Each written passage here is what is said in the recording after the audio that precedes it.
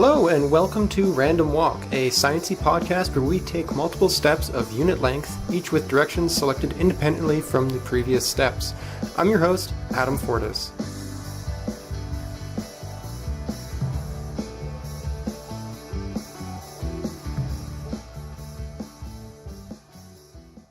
This week's Random Walk is going to actually take up the whole episode. We have a very special guest this week. Antonia Kowalewski is an undergraduate student studying biophysics at Simon Fraser University, which is in Burnaby, British Columbia. This week I talked to her about a summer research project on what's called Multivalent Diffusive Transport, and which was recently published in the Journal of Physical Chemistry B. She'll be presenting this work at the Canadian Undergraduate Physics Conference, which is coming up, I think, in the beginning of November. But I had a chance to talk to her first, so stay tuned. We'll be back with Antonia in just a sec. Hey guys, it's me, Adam. I know I just introduced myself, but I wanted to tell you, before we got into the content, that this podcast was brought to you by scientificcanada.ca. The goal of Scientific Canada is to get real science to real people, which we're doing by producing entertaining, hopefully, and informative, hopefully, content about research, academia, and, being a curious nerd in general, I suppose. A big part of our thing is trying to find and promote new projects and new voices with a little bit of financial support and expertise. So, if you have an idea for a project, we'd love to hear from you. You can head over to scientificcanada.ca to see some of the shows and articles we've helped with. And if you want to, discuss details, you can find me on Twitter at Adam Fordes, or email me at fordesadam@gmail.com. Support for our projects comes from our generous and very, very smart Patreon subscribers. Find out more about how you can help us with our next projects over at patreon.com/scican. Thanks. Okay. Yeah, so I guess let's kind of just jump into it. Thanks again for joining me today. Special guest today, Antonia Kowalewski. Antonia, you are a undergraduate researcher at Simon Fraser University. Is that correct?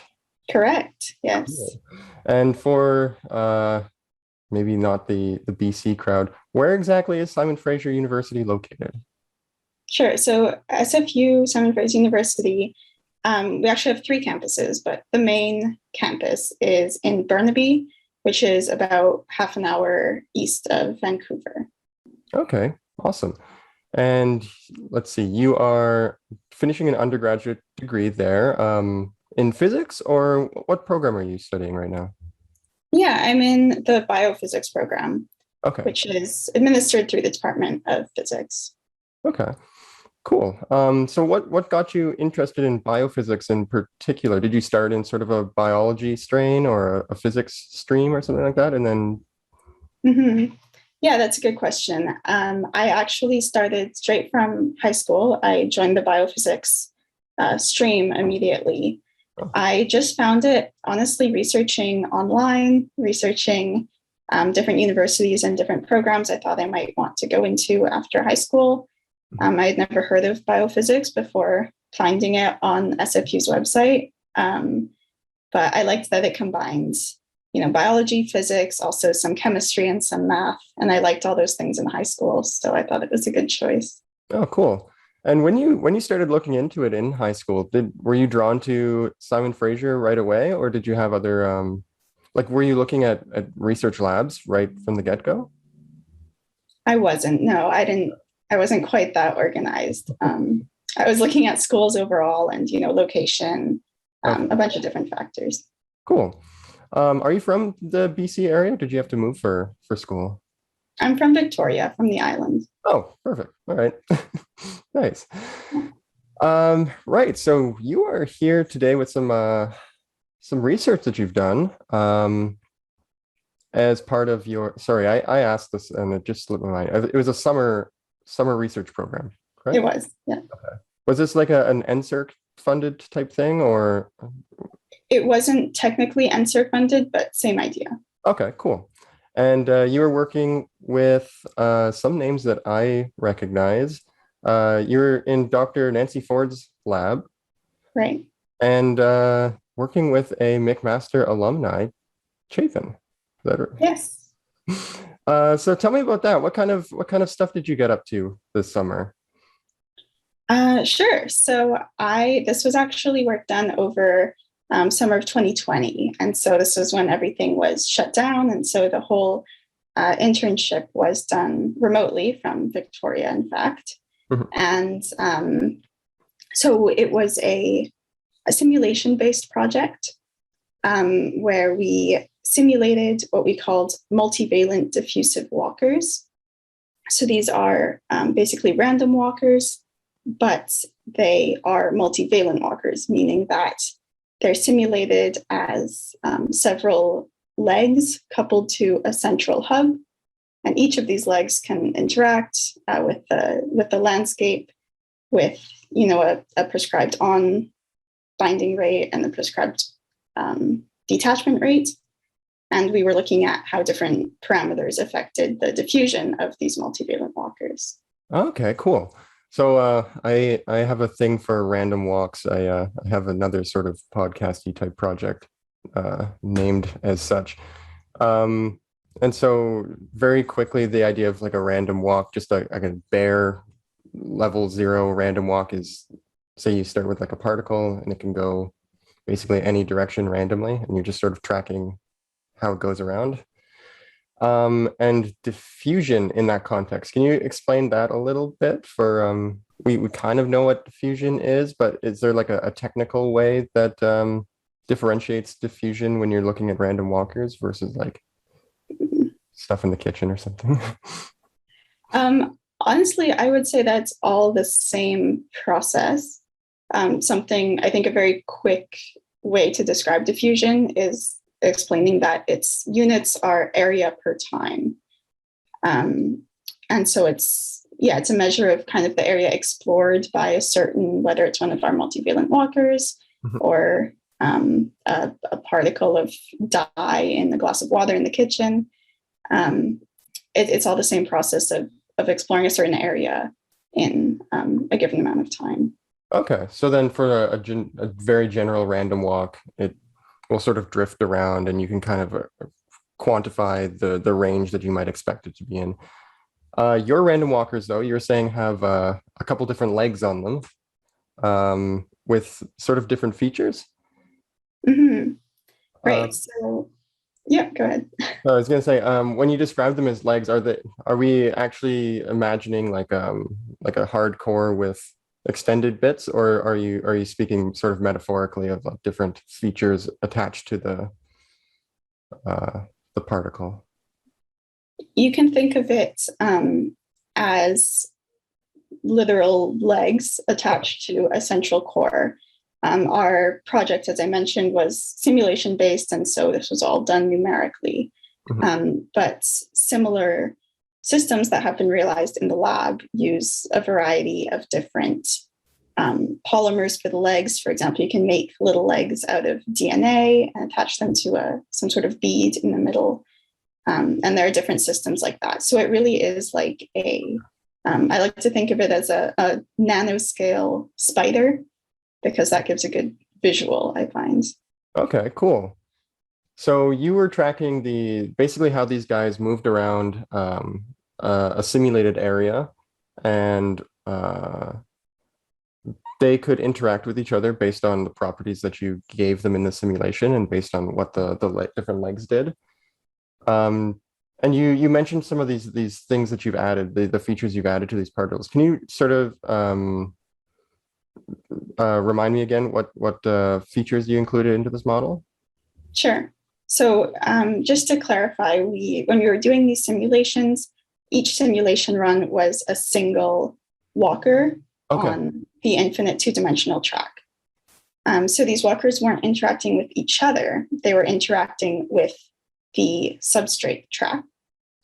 And so at the end of each so-called leg of the walker was a so-called foot, which could interact with the substrate tracks, the substrate sites on the track with, again, a specified binding rate and a specified unbinding rate. And so these binding and unbinding rates were the same for each of the feet. And so we varied that a little bit, but always keeping it the same for all the feet. And other parameters we varied were the number of legs and also the reach of each leg, or the length of each leg. Okay, cool. This is starting to sound like, the more you describe it, the more it's starting to sound like something more specific that you could actually see in somebody's body or something. This is going to be related to drug delivery, perhaps, in some way, or what are you hoping to learn about the world through this model? So there are two different ways to go here. On the one hand, we see kind of similar systems in biology. For example, influenza, actually, when it's the influenza virus, when it attaches to a cell, it has many different multivalent protrusions which help it bind to the cell. Same thing with the E. coli bacterium, also has these multivalent protrusions that aid it when it attaches to a cell. And so these are two biological examples that by studying systems like this, we can hope to understand those dynamics better. On the other hand, on the applied side, scientists are trying to engineer these systems in the lab as, like you mentioned, drug delivery systems. Interesting. So when you're running these simulations, what were the kind of output, like what were the sort of results that you would expect from a specific trial? Where you mentioned diffusion specifically being like what kind of range these guys can travel across. Were there any other features you were looking for, like how long they would stay attached to something, or how often they would grab onto substrate or let go, or? Yeah, precisely. We were looking at diffusion and at what we called processivity, which is how long the walkers would stay on the track before falling off or having all legs detach at once. The detach from the substrate. Exactly. I was just picturing them firing off their legs. No, detach from the track. So in the context of your first examples with like E. coli or something like this, what would the significance of sticking to the substrate and the diffusion be? Like how aggressively it could attack cells, or like how virusy it is, or how does that sort of translate? That's a good question. I'm not totally sure of the answer. I would say that our study specifically, since we were focused on the movement of these things, that in terms of translating that back to biological knowledge, it would be kind of understanding better how once either influenza or E. coli or whatever it is has attached to a cell surface, how it kind of moves around that surface before maybe finding the site where it's actually going to permanently bind or enter the cell. Okay, interesting. Yeah, that's cool. I wasn't yeah. Sorry, just thinking about picturing it in my head right now. It's like yeah, that's neat. Okay, so then of course you sort of, being a simulation type experiment, you got to modulate a bunch of these different parameters. Did you find anything particularly shocking about some of these parameters, like anything counterintuitive? I would imagine like if it had a longer leg, maybe it was better at grabbing onto substrate. Was that the kind of thing that you noticed? Yeah, I think our results were relatively intuitive. There were a couple, detailed patterns that we were unclear on what the reasons for those were, but overall, we did find that the longer the legs, the quicker the walker diffused across the landscape, and also the fewer the legs, the quicker it diffused. Oh, so walkers with a small number of long legs would explore more of the landscape than walkers with many short legs. Do you have a sense of why that might be? I'm trying to picture how that would happen, and I don't really have a good intuitive idea of why fewer legs would be faster to diffuse across. Is that something that is easy to sort of pick apart?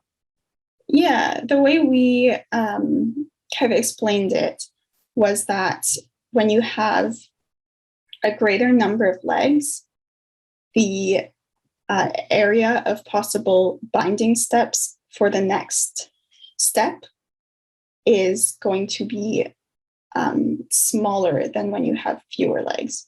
And this comes from actually just a simulation parameter, which is how we defined the possible binding sites for the next step.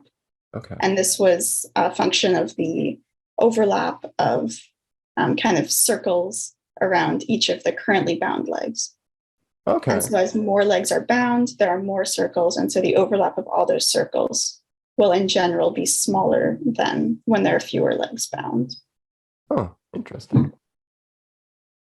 Okay. So you had leg length, leg number, sort of like a stickiness parameter in there, I would assume. That one probably is pretty intuitive. Stickier, the more it sticks to the the substrate. Right. The stickier ones tend to will stay on for longer. They'll be more processive, but they won't necessarily move more quickly because each, they take longer to detach and take a new step each time. Right. I guess I'll just quickly highlight our main result that brought everything together. Okay. Which was that we were actually able, from all these simulation results and analyzing them, we were able to come up with an analytical expression for the diffusion coefficient of kind of our generalized multivalent system. And this was a pretty simple expression that just, its only parameters are the binding rate, the unbinding rate, the number of legs, and the length of each leg. And using these 4 parameters, we came up with an expression which described the diffusion of these systems really well. And so that was a cool result and a very satisfying end to the research. Yeah, that's nice. So with these parameters, in theory, you could kind of take like a real life, whatever bacteria virus thing that's binding, unbinding, and sort of fill in the variables, and then sort of have a good prediction of what it would do in real life. That's sort of the usefulness of the model that you came up with. To be honest, our system, I think, isn't quite advanced or intricate enough to really be a good replication or to well describe some of these more complicated biological systems. It's definitely a first step, but we kind of aimed it in the other direction, which was framing this as design parameters for labs who are trying to create multivalent walkers in the future. And so these are easily modifiable variables, the number of legs, the length, etc., for labs who are trying to design these parameters to optimize their diffusion and their processivity. Awesome. And this has this result been published yet? Have you sort of written up a paper? It has been published. Okay. Cool. So I'll definitely share that link in the show notes. Cool. So you're presenting this research at the Canadian Undergraduate Physics Conference, right? Correct. Okay. And when is that happening? It's happening right at the start of November. Okay. And I've never gone, but I do know people who have gone in the past, and they would generally travel for these. Is this going to be in person this year or remote? This year, the conference is all being done online. Okay. Have you been to the conference before, or is this your first time? I haven't. This is my first time. Okay, cool. Well, that's going to be exciting. And you're giving a talk or a poster, or how are you presenting? I'm giving a talk, and so I'll have my slides and give a little oral presentation along with them. Sweet, that'll be fun. Yeah, I guess there's no destination. no travel involved in this one this time, unfortunately. But I'm sure in the future you'll have plenty of opportunity to travel and present. Did you work with any other students during the summer project? Did you have sort of a team that you worked with, or was it mostly just between you and a supervisor? So this project specifically was really myself and Chapin Korosek and Nancy Forde providing guidance, obviously. So it was really the three of us working on this, integrated into the larger Forde Lab, but the specific project was the three of us. Cool. And was this your sort of your first jump into doing like a simulation-based project, or did you have experience with that before? It was my first simulation-based research. What did you think of it? Certainly, like you're going to, with quarantine and everything like that, you're kind of limited to what you could do research-wise during the summer. But did you enjoy the type of work, or are you more somebody who'd like to be in the lab actually working with your hands on under a microscope or something like that? That's a good question that I would love to know the answer to. I did enjoy the simulation work. So Chapin Korosek wrote the simulations. I was mostly kind of running them on the computer and then analyzing all the results. Mm-hmm. But I did enjoy that type of research. And I've also enjoyed previous research I've done in more of a hands-on wet lab setting. So I'm still undecided. The verdict's out on that. Okay. I would imagine that you'll have lots of opportunity to do both, no matter what you end up spending a bunch of time researching. I hope so. It's good that you didn't dislike it right away. I think some people kind of are not super into the computer-based stuff. Mm. And this was the first time you worked in the Forde lab. You did work in other labs beforehand, though, correct? You said you did some wet lab stuff. Yes, I did. Just to clarify, so I did this summer research term with the Forde Lab, which was my first time kind of doing full-time research there. Okay. I had been a member of the group for about a year prior, just kind of on a less involved scale, attending group meetings and that sort of thing. Okay. Interesting. Cool. That's a really nice sort of opportunity that a PI can offer. That's something that I never really had a chance to do during my undergrad. Just sort of be a fly on the wall in group meetings and things like that. When I went to grad school, it was basically a completely new experience, seeing what a group meeting was like. Is that typical at Simon Fraser in the physics department? Having the other undergrads that you know, do they also do similar things like that? Mm-hmm. SFU Physics specifically has a great program called Adopt a Physicist. And this is open to all first-year students, upper-year students as well, but it's really aimed at first-year students. And they can just sign up, put your name down, choose a couple of professors you might be interested in working with from a list of professors who have agreed to take on a volunteer undergrad student. Mm-hmm. And then wait for a professor to contact you and let you know that they'd be happy to have you join their lab as a volunteer to really work out between the PI and the student how much time commitment there's going to be, how much responsibility. But I think it's a really great program to get your foot in the door. So a lot of students take advantage of that. Yeah, that's great. I guess that's maybe a benefit of being in like a physics department. Typically they're a bit smaller and mm-hmm. probably easier to manage with students. Like a first year engineering program is probably not going to be able to do that super well. Cool. Well, that's awesome. And so you're preparing your slides and everything. That's all coming up. How do you feel about presenting? Are you excited? I'm excited. I'm nervous. Yeah. I've presented at a conference once before, so it's not my very first time, but I only have one experience under my belt. So I'm still quite nervous and thinking about what I'll do to improve from last time. Okay, cool. Well, I mean, you've talked very well about. I feel like I understand the project pretty well now. So Oh, when you thank have you. the age of slides and stuff like that, I'm sure it's going to be even more smooth sailing. I'm sure you've got this on lock. Thank you. I appreciate it. Yeah. So is there any sort of chance that you will get to continue working on this project going forward, or are you looking for sort of a thesis supervisor going forward, or is this sort of like a one and done kind of project? Um, to be determined a little bit. This specific project, as I mentioned, we published our paper about it, and Chapin has moved on to a postdoc position, and so this specific project has really wrapped up. But I'm still involved in the Forde Lab, and I still have an undergraduate thesis to go, and so we'll see where that takes me.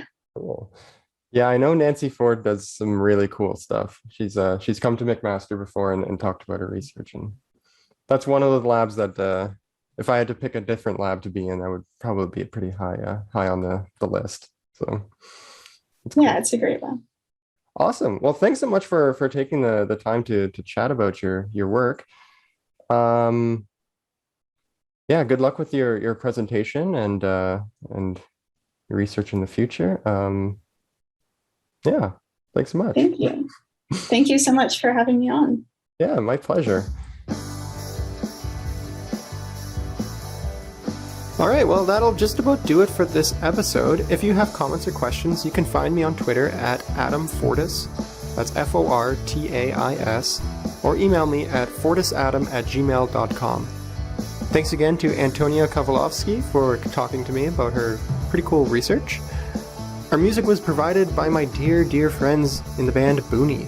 You can find them at booney.rocks. That's the full URL. There's some confusion. There's no .com or anything. It's .rocks. BOONIE.ROCKS. If you like the show, share it with a friend. We're on all streaming platforms as far as I know, and on YouTube. Just look for Scientific Canada. It's all one word. Stupid, I know. If you want to learn more, or if you'd like to help support some of our creators, head over to scientificcanada.ca. Thanks again, and see you next week.